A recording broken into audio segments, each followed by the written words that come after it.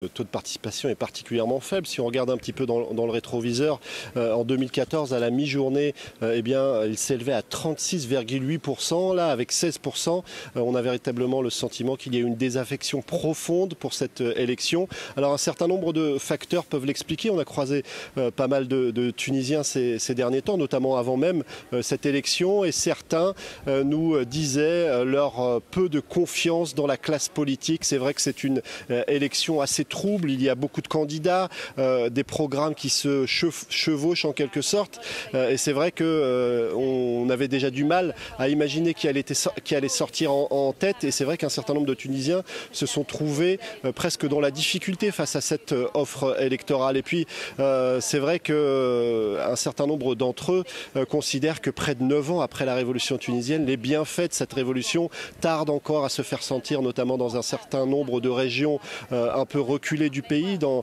les régions rurales. On a le sentiment qu'on est un peu oublié par cette révolution. On a croisé aussi du côté de la capitale des gens qui nous ont dit régulièrement on nous présente comme un laboratoire de la démocratie dans la région, mais on ne veut plus être un laboratoire, on veut être une véritable démocratie, et ce n'est pas forcément avec l'ensemble de ces candidats qui se sont présentés aujourd'hui qu'on pourra véritablement en quelque sorte parachever notre mue pour véritablement devenir une démocratie dans la région. En tout cas, parmi les gens qu'on a pu croiser ce matin qui se déplaçaient pour voter, évidemment, il y a ceux qui disaient leur fierté, puisque la Tunisie est en quelque sorte un îlot de démocratie dans la région. Mais en même temps, on a croisé aussi un certain nombre de gens qui se sont déplacés pour voter, tout en soulignant qu'ils le faisaient parce qu'ils avaient ce sentiment de devoir, mais qu'ils n'étaient nullement convaincus par ceux qui se présentaient à eux pour devenir le futur président de la Tunisie. Alors, Karim, la grande majorité du corps électoral en Tunisie a moins de 35 ans. Est-ce que ces jeunes, ils se mobilisent pour la présidentielle plus que la moyenne ?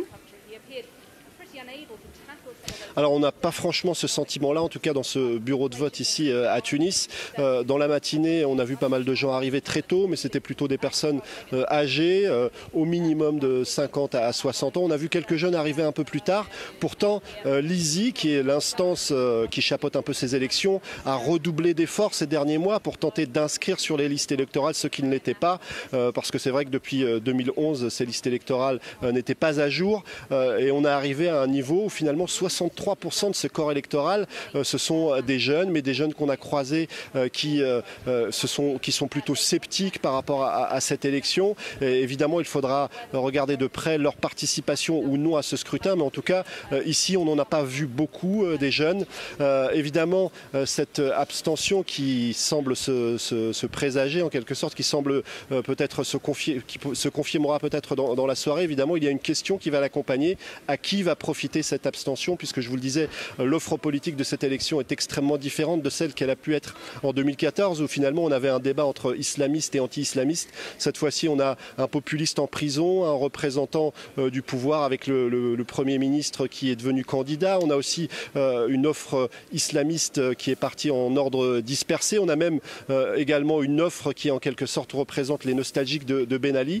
Qui va profiter de cette abstention qui pourrait être importante? On le saura peut-être tout à l'heure. Merci beaucoup, Karim.